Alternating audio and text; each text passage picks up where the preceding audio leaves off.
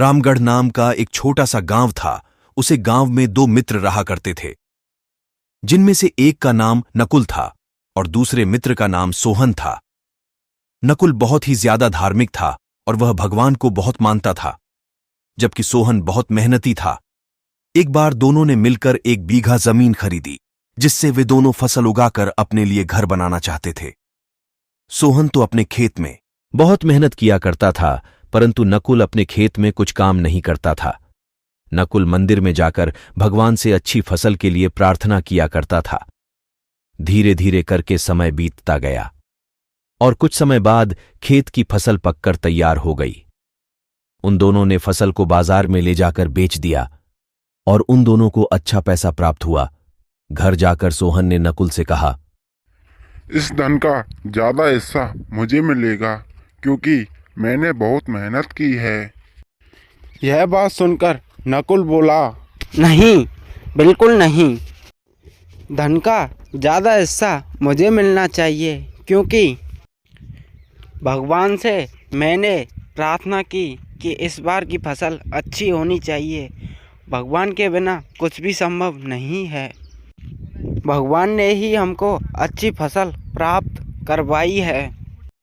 जब वे दोनों इस बात को आपस में नहीं सुलझा सके, तब धन के बंटवारे के लिए गांव के सरपंच के पास चले जाते हैं। सरपंच ने उन दोनों की बात ध्यानपूर्वक सुनी। मुखिया ने उन दोनों के लिए 1-1 बोरी चावल दिया और कहा, और उन चावलों में कंकड़ मिले हुए थे। तब मुखिया ने कहा कि कल सुबह तक तुमको कंकड़ और चावल को अलग अलग करके लाने हैं। तब मैं निर्णय करूँगा कि इस धन का ज़्यादा हिस्सा किसको मिलेगा। दोनों चावल की बोरी को ले जाकर घर चले जाते हैं।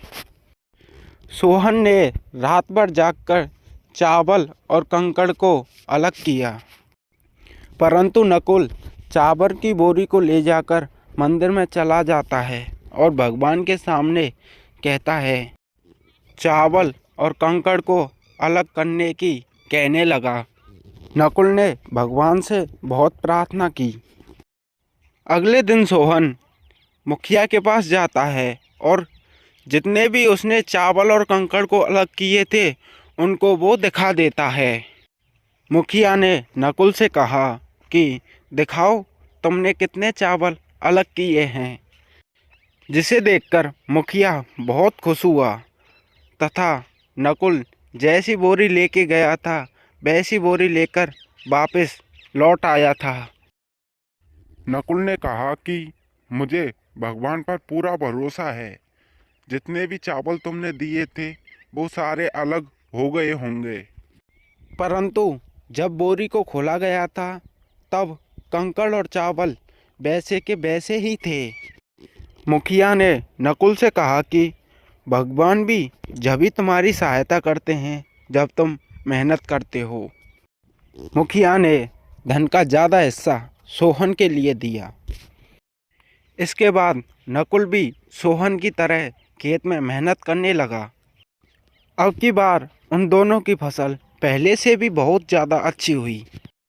इस कहानी से हमें यह सीख मिलती है कि हमें कभी भी भगवान के भरोसे नहीं बैठना चाहिए।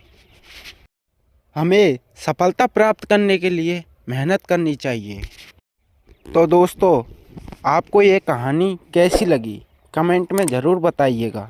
और अगर आपको हमारी ये कहानी अच्छी लगी हो तो हमारे चैनल को सब्सक्राइब कीजिए।